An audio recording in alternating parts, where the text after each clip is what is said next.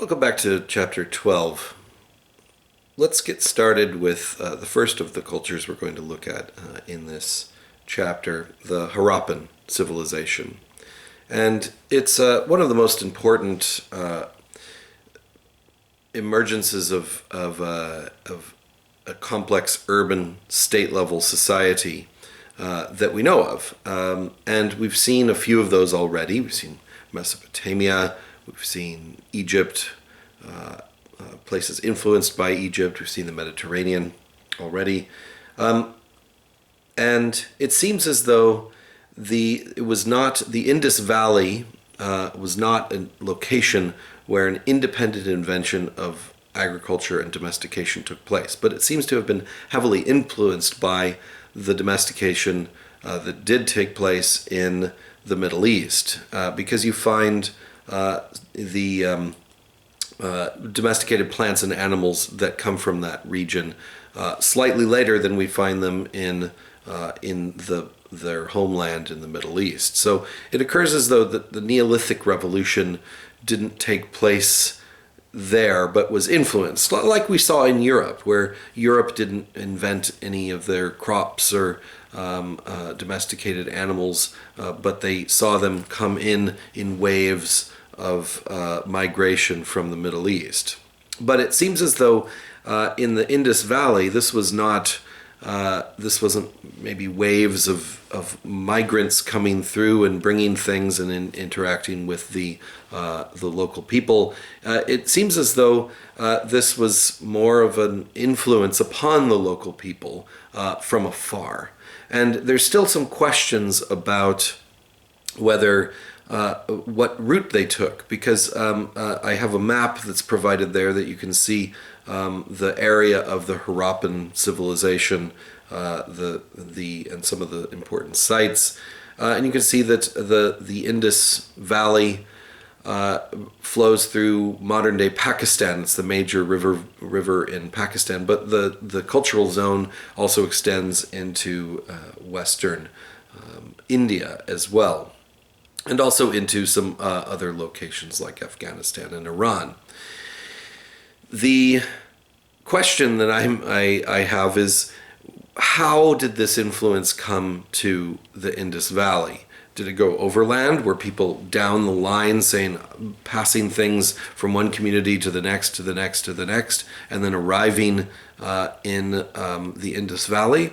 Was there a direct route by the sea through the Persian Gulf, up the Persian Gulf and along the coast over to the coastal, what is now Pakistan and India, or both?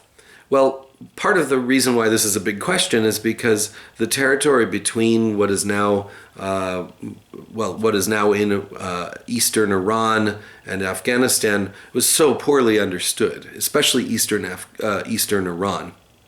There was basically no archaeological work done there, large-scale surveys, because the country was mostly cut off to Western archaeologists since the 70s, when their revolution pretty much excluded any work from being done. That's starting to change, and not only because some Westerners have been allowed to do work, but also there's a burgeoning Iranian archaeological community that actually have quite good methodologies and are starting to try and fill those gaps. And so some work that the Iranians have been doing in their own country has been filling in the land route across between what we have looked at already, Mesopotamia, and the Indus Valley. And it seems as though there was a flourishing group of communities there. We're not going to get into that in this course. It's relatively new information. There's still a lot that needs to be filled in. But the reason why I'm saying this is that you can now sort of think of the Indus Valley as part of this larger interaction area with the Mesopotamia sort of at the middle of it, Egypt and North Africa on the western end, and the Indus Valley on the eastern end of it, and influence spreading even into Europe and all over the place. So it seems as though the Indus civilizations, the Harappan civilization, seems to have grown out of this larger interaction sphere that we've already looked at. But interestingly and importantly, they do things a little bit differently in the Indus Valley. This has been studied for 100 years or so, especially by the British when India was a colony of the United Kingdom, and they did a lot of work there in the early 20th century especially. And there were some large sites that were excavated. You'll find that in archaeology, often what we call cultures from the past get named after the first site where they were located. So we've seen that already in terms of the Ubaid period comes from the site of Ubaid. The Uruk period comes from the site of Uruk. And the Harappan civilization is named after the type site of Harappa in the Indus Valley, where this type of culture was first found. And then when they found it at other places, they say, this is that Harappan type stuff, isn't it? But it also, the word Harappa in this case isn't just a culture, it's also a period of time. And it refers to not just the types of pottery and architecture and ways of life, but also the social organization. And so when we say Harappan, what we mean is the early state formation period, the full matured state of Harappa. But like I said, they seem to have been doing something a little bit different than we see elsewhere in this larger Mesopotamian Egyptian interaction sphere. The Harappan civilization dates roughly to the same time as we saw with the pyramids of Giza, so the mid 3rd millennium BC, about 2500 BC. And we see fully urban society with well-planned cities, and the sites of Harappa and Mohenjo-daro in particular are very organized settlements. But like we've seen with Gordon Child's list of 10 criteria of what makes a complex urban society, what is part of the urban revolution, you would expect to see social differentiation. You'd expect to see a hierarchy. And how do you know that archaeologically? Well, you see differential access to wealth, that you have division of labor, which may very well have been happening at Harappa, Mohenjo-daro, these sites.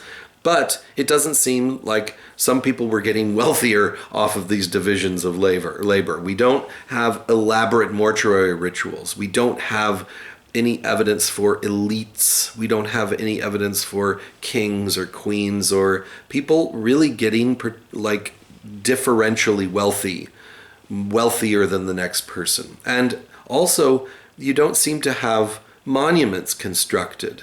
Monuments for individuals, monuments for temples, monuments for even just social pride. So what does that mean?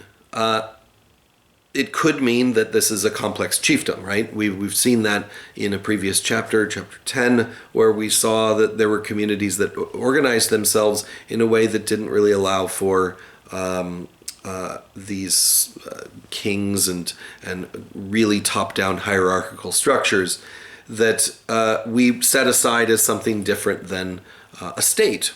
But Harappa's a little bit different. It's so well organized. It's so uniform in its characteristics across the Indus Valley. They share some of this, the cities share so much in common with one another. But they seem to have been organizing themselves differently. So we do call them a state and we do call them an urban culture, but we have to think a little bit differently about how urban communities might have organized themselves. They don't seem to have been following the Mesopotamian or Egyptian model of one person at the top. and everyone else sort of in a pyramid down from there. So the Indus River, let's look a little bit at the environment that we're talking about before we get into some of this data.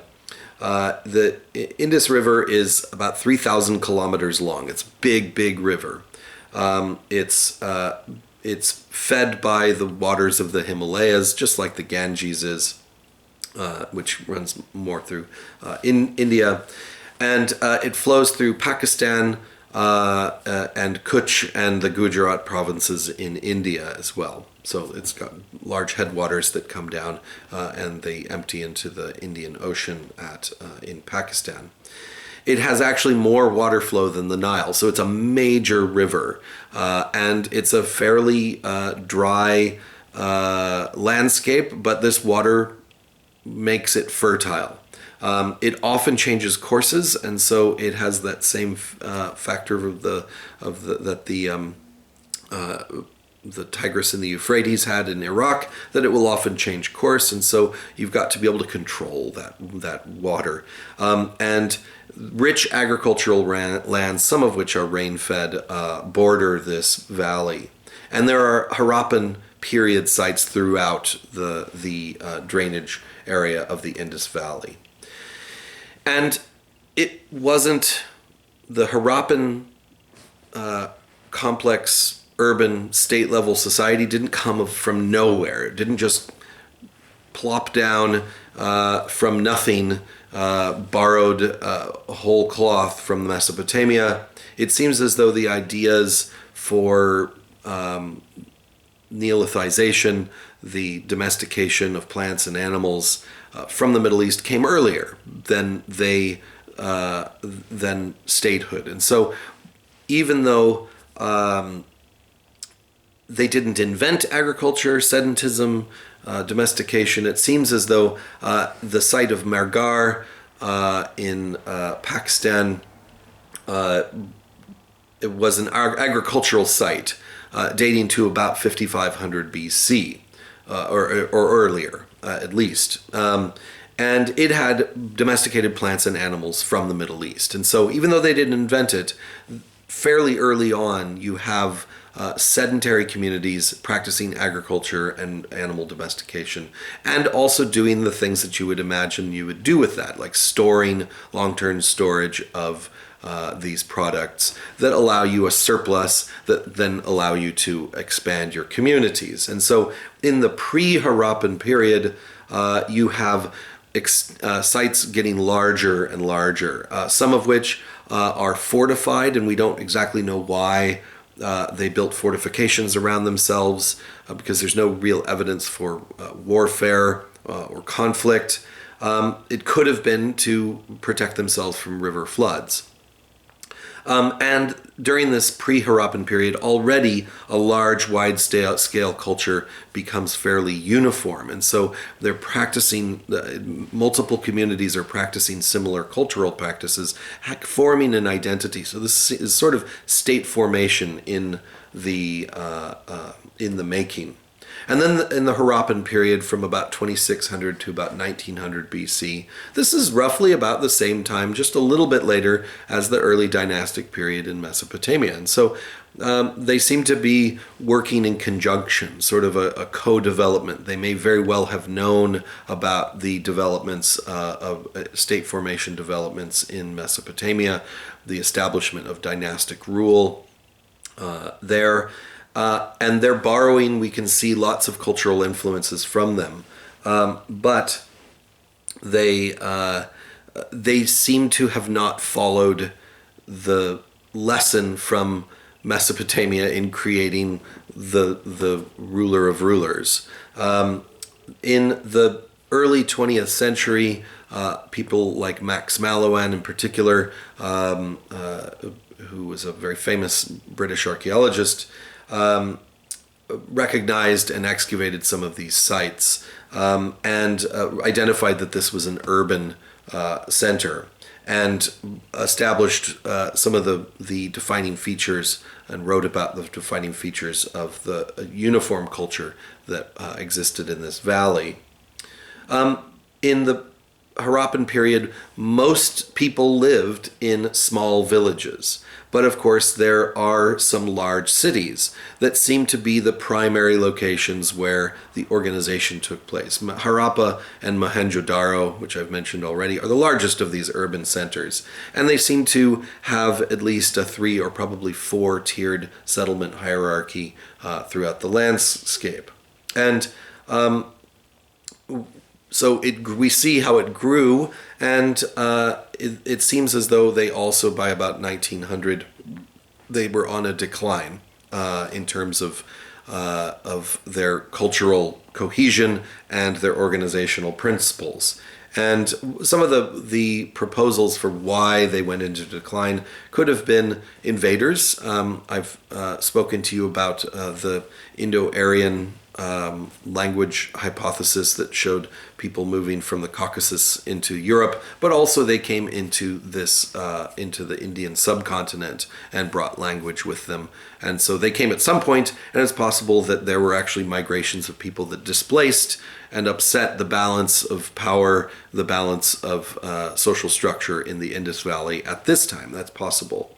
Also, there could have been things like crowd diseases or even things like malaria. This can be a malarial zone, and that can widespread deaths can bring in some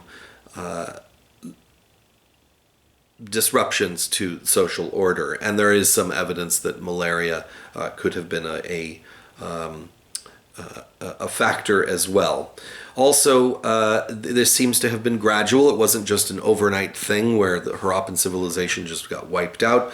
We see that cities get smaller, and there are fewer population centers as well. You see a rise in the Ganges River, and so you see communities starting to grow in the Ganges further to the east in India, and urban centers are shifting over there. But also, at the same time as that, you have smaller communities in the Indus Valley that are becoming less cohesive, and the culture is starting to diversify.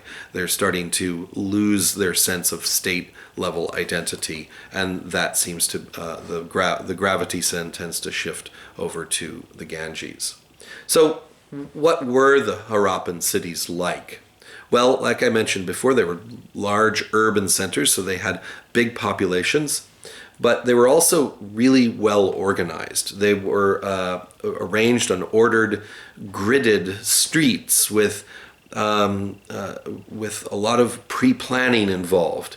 They used uniform bricks in construction, and so these need to have been made at a brick factory and then brought for construction. So organization, not just of like how do we do this, but also who's doing what jobs.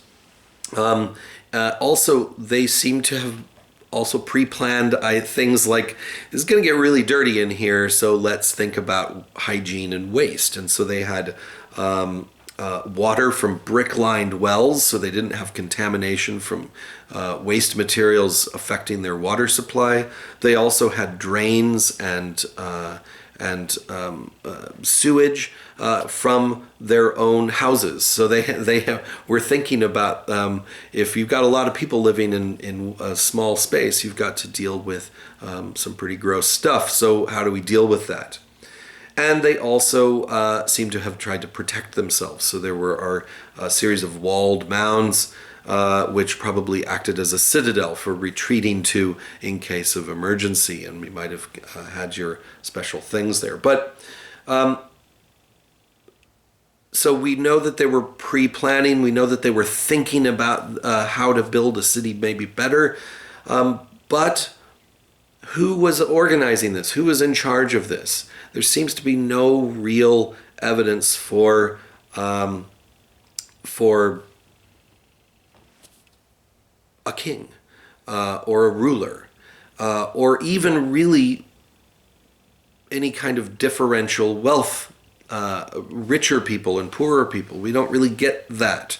especially in the cities, it seems to be fairly evenly distributed. Now, we've seen already in the Aegean that the Minoans made these Minoan palaces may not have been palaces after all. They may have been corporate structures for multiple smaller scale communities to sort of organize their communities, maybe group storage of foodstuffs and things like that, and activities taking place in the palace, not necessarily the residence for some king. It may be something similar here that we see in Mohenjo-daro, Harappa, and other urban sites. The storage buildings here in these cities may have been used as granaries, maybe even for bringing in things from the surrounding smaller villages where most people lived anyway. Also, you have some public buildings that are built. The Great Bath at Mohenjo-daro is brick-lined. It has gypsum and asphalt that seals it, so it's waterproof. It has a pillared gallery, and its own water source that feeds it. It's possible it's a public bath. It also could be a sacred area. It could be some sort of a place where there was religious ceremonies taking place.